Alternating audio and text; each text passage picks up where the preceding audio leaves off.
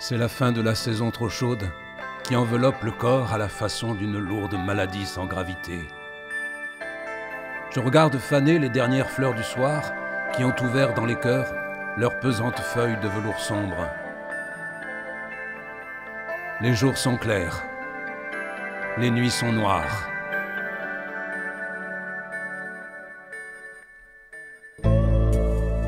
Il en aura fallu des soleils et des lunes pour s'y confondre.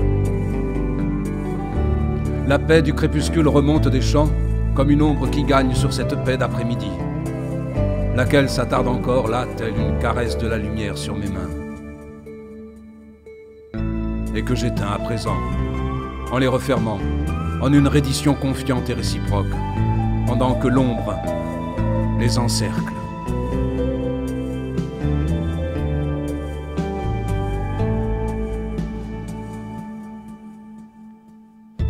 D'un arbre à l'autre, tout le monde chante, et le soir se joue du silence.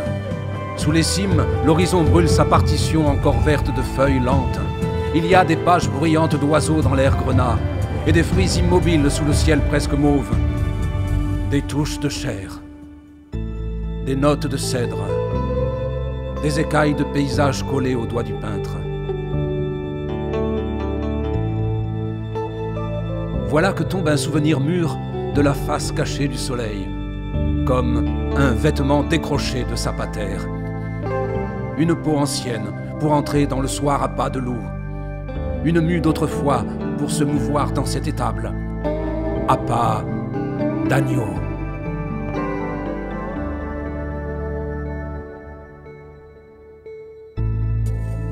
Un vieux chien accroupi, pattes en poche, relève la garde.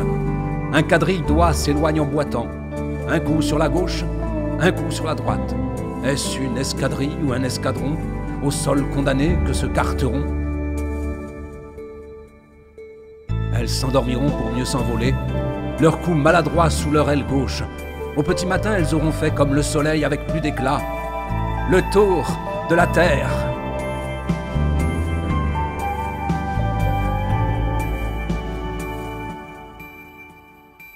Que l'on déclare à la radio qu'un Apache des Appalaches ou qu'un aigle dans un églantier a trouvé une plume, c'est la leur. Elles l'auront perdu dans son nid ou l'auront égaré dans sa coiffe.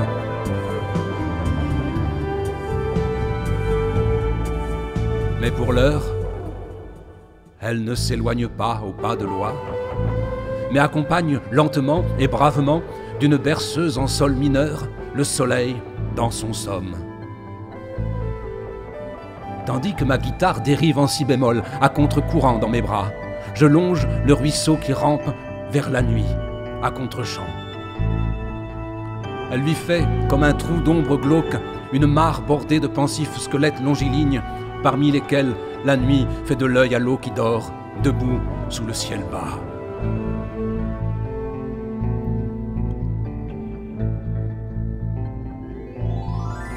C'est de la pluie qui vient d'on ne sait où, et qui n'attend qu'un signe pour tomber. C'est un étang vertigineux, où les chevaux renversés de la mort s'abreuvent en secret, en espérant qu'un souffle les retourne. Et c'est bientôt l'heure à laquelle les bruits remplacent les corps. L'écoute y sera à la nuit, ce que le regard est au jour. Mais jamais autre chose qu'une découpe dans le paysage.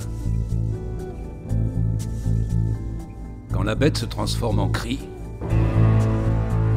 le sang se change en silence.